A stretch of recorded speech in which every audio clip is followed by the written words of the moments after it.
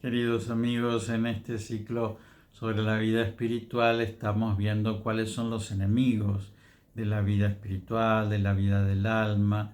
Ya vimos el mundo, lo que llamamos mundo, mundano, y ahora vamos a ver el demonio. El demonio, vieron que algunas veces se lo menosprecia en un sentido como si fuera una especie de cosa que nosotros le decimos a los chicos para que se asusten, como el hombre de la bolsa o lo que fuera, pero en realidad no, nosotros creemos que existe primero un mundo angélico, ¿no? Y de hecho cuando decimos el credo largo, ¿vieron lo que llamamos el credo niceno-constantinopolitano? Decimos creador de todo lo visible y de todo lo invisible. Bueno, cuando hablamos de que hay una creación invisible, nos estamos refiriendo a que hay una creación espiritual. Es decir, que hay seres que son creados y por lo tanto no son Dios, pero por otra parte son espirituales, puramente, mientras que los hombres somos espirituales y materiales. Por lo tanto, los hombres sí somos visibles. El alma humana no es visible, pero el hombre sí es visible. Bueno, entonces creemos que existe un mundo angélico. Sobre ese mundo angélico no sabemos muchas cosas porque no hay una Biblia, es decir, no hay una revelación de Dios sobre el mundo angélico. Ustedes vieron que si leen la Biblia, que son un conjunto de libros, el primer libro, el Génesis, les cuenta la creación del hombre. Y el último libro, el Apocalipsis, les cuenta el destino final del hombre. Es decir, que la Biblia nos habla sobre nuestra historia. No hay una Biblia, no hay una revelación sobre la creación de los ángeles, el pecado de los ángeles. Lo poco que sabemos de los ángeles lo sabemos en cuanto en nuestra revelación se habla de los ángeles. Y bueno, y algo que sabemos es que este mundo ya existe, porque vieron que en el paraíso se aparece el demonio en forma de serpiente, bajo la apariencia de serpiente. Bueno, eso también podría ser un género literario, una metáfora, pero no la aparición del demonio como tentador. Es decir, que ya antes de que hubiera pecado original en los hombres, hay una transgresión en los ángeles que llamamos la rebeldía de los ángeles. Bueno, los ángeles, como son espíritus que no tienen materia, tienen una inteligencia y una voluntad muy superior a la nuestra. Entonces nosotros cuando pensamos y cuando actuamos tenemos mucha capacidad de confundirnos y eso es lo que nos hace redimibles. En nuestro pecado hay un gran porcentaje de error, de equivocación y por eso podemos volvernos atrás. En cambio, el pecado angélico, por la inteligencia tan lúcida que tienen, porque ellos conocen de manera intuitiva, directa, no racional como conocemos los hombres, entonces ellos vieron lo que Dios les proponía, algunos lo aceptaron y algunos lo rechazaron. Bueno, no sabemos exactamente qué fue, porque ya les digo, no hay una revelación sobre eso, y algunos teólogos, y la verdad que pienso que es muy coherente lo que proponen, es que lo que rechazaron es la encarnación, que Dios se hiciera hombre, porque al hacerse Dios hombre, ellos iban a tener que reverenciar algo que está por debajo de ellos, como si Dios se hiciera perro, por decirles, y nosotros tendríamos que reverenciar algo que está por debajo de nosotros, ¿no? Pero en realidad hay que reverenciar la divinidad, ¿no es cierto? ¿No? Pero claro, en Jesucristo la divinidad está asumida, la humanidad, perdón, está asumida por la divinidad, ¿no? Y entonces la humanidad de Jesucristo también es santísima. Bueno, y para los ángeles la humanidad es un poquito pobre, es decir, nosotros sudamos, nos cansamos, dormimos, comemos, gemimos, gritamos, sangramos, vamos al baño, es decir, hacemos cosas que para un ser que es puramente espiritual, que es inteligencia y voluntad, son muy animalescas, ¿no es cierto? ¿No? Y entonces, es decir, así como nosotros, que un burro, lo consideramos algo por debajo de nuestra inteligencia y de nuestra voluntad, y por eso nosotros vivimos en casas mucho más lindas que los burros, ¿no es cierto? Bueno, de la misma manera los ángeles piensan que los hombres somos inferiores a ellos, y entonces es posible que si Dios les presentó su plan de hacerse hombre, algunos lo aceptaran humildemente y esos fueran los ángeles, y otros se lo rechazaran y ellos fueran los demonios. Pero lo que sí está en la Sagrada Escritura es que el demonio y sus seguidores en algún momento dijo: no te serviré, es decir, no quiero servir a Dios. Y eso, como el demonio está en rebeldía contra Dios, pero no puede ocasionarle a Dios ningún mal, porque Dios no está por encima de él. Entonces ocasiona males en aquellas personas que Dios ama.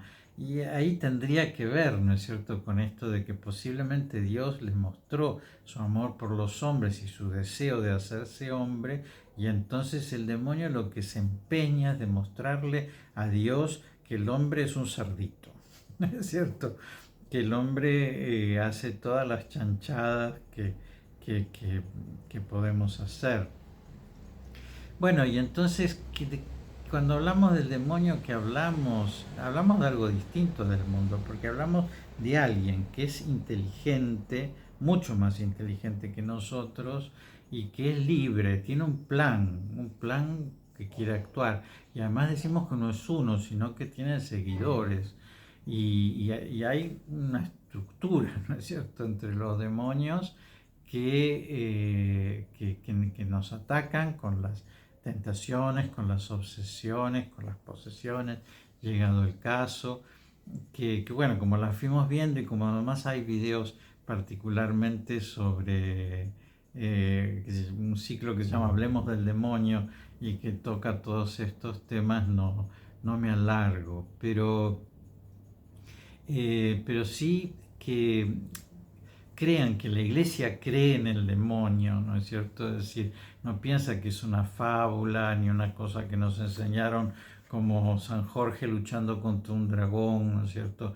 Una leyenda o una tradición antigua, sino que nosotros creemos que verdaderamente existe, que verdaderamente tiene una enemistad con nosotros que se ve desde el mismo pecado original, porque si ustedes leen el pecado original, van a ver que la responsabilidad del hombre es muy pobre, ¿no es cierto?, frente a la enorme responsabilidad que tiene el demonio. Y entonces evidentemente hay alguien que nos está atacando, hay alguien que nos está jorobando, hay alguien que es muy inteligente, entonces conoce bien nuestros puntos débiles, hay alguien que tiene un plan, entonces también, como les decía, aprovecha el mundo para que nosotros caigamos en esa corriente en la que nos lleva el mundo, y nosotros tenemos que advertir su presencia, nosotros tenemos que luchar contra su presencia. Vieron la oración de San Miguel Arcángel que nos enseña la iglesia, el mismo Padre Nuestro, ¿no?, cuando decimos líbranos del mal, ¿no? El Padre Nuestro es un gran exorcismo, la misa es un gran exorcismo, el agua bendita, las medallas, los nombres cristianos, por ejemplo, el llamarse de una manera cristiana, de un santo, de una virtud cristiana o lo que fuera, también son sacramentales. Las iglesias, los campanarios, las cruces, todas esas cosas sirven en nuestra lucha contra el demonio. La cruz de San Benito particularmente, que tiene escrito con las iniciales un exorcismo. Bueno, todas esas cosas nosotros tenemos que utilizarlas porque hay alguien que nos está jorobando, ¿no? Usen el agua bendita, persígnense cuando sientan una tentación grande, recurran a Dios, porque ¿qué pasa? Muchas veces nosotros queremos luchar contra el demonio, pero en realidad es un ser superior a nosotros. Entonces no conviene mucho caer en un diálogo, no conviene nada caer en un diálogo contra el demonio, pues seguro nos va a ganar, aunque nosotros pensemos que ganamos, porque quizás nosotros pensamos que ganamos, pero después justo eso nos lleva a la presunción, ¿no? Y entonces nos ganó con otra cosa. Así que, bueno, conviene que nosotros lo tengamos muy presente, conviene que nosotros le temamos, no por encima de lo que es, ¿no? Porque es una criatura y Dios está por encima del demonio, es decir, nosotros no creemos como otras religiones entre un principio del bien y un principio del mal. No, Dios es el único principio y es absolutamente bueno, ¿no es cierto? Pero la libertad del demonio utilizada para el mal es lo que introduce el mal en el mundo, pero no deja de ser una criatura, ¿no es cierto? Y al ser criatura, Dios podría aniquilar al demonio. Y si no lo aniquila es porque lo ama, es decir, el demonio no ama a Dios, pero Dios sigue amando al demonio. Y justamente el crear el infierno es como un respeto que Dios tiene por el demonio. Es decir, el demonio decide no servirlo y ser como el rey de su propio reino. Y entonces Dios se lo permite, ¿no es cierto? Dice, bueno, ahí está, yo no me voy a meter en tu vida, voy a respetarte porque te creé libre y voy a respetar tu libertad.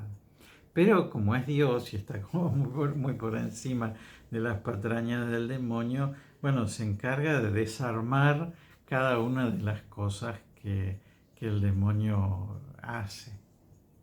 Y siempre gana Dios. Por eso siempre tenemos que recurrir a Dios, siempre tenemos que confiar en Él y nunca tenemos que tenerle, porque el demonio se encarga de hacernos parecer que es muy poderoso, pero en realidad no. Dicen los santos padres que el demonio es un perro atado y que es muy furioso, muy feroz, muy terrible, nos podría comer vivos, pero en realidad no muerde si no nos acercamos a Él, porque es un perro atado. Y por eso no tenemos que acercarnos a Él, no tenemos nunca jamás que invocarlo, ni pensar demasiado en Él, ni decir demasiado su nombre, ni ver demasiadas películas sobre Él. Nosotros tenemos como que no, andate porque yo no te quiero.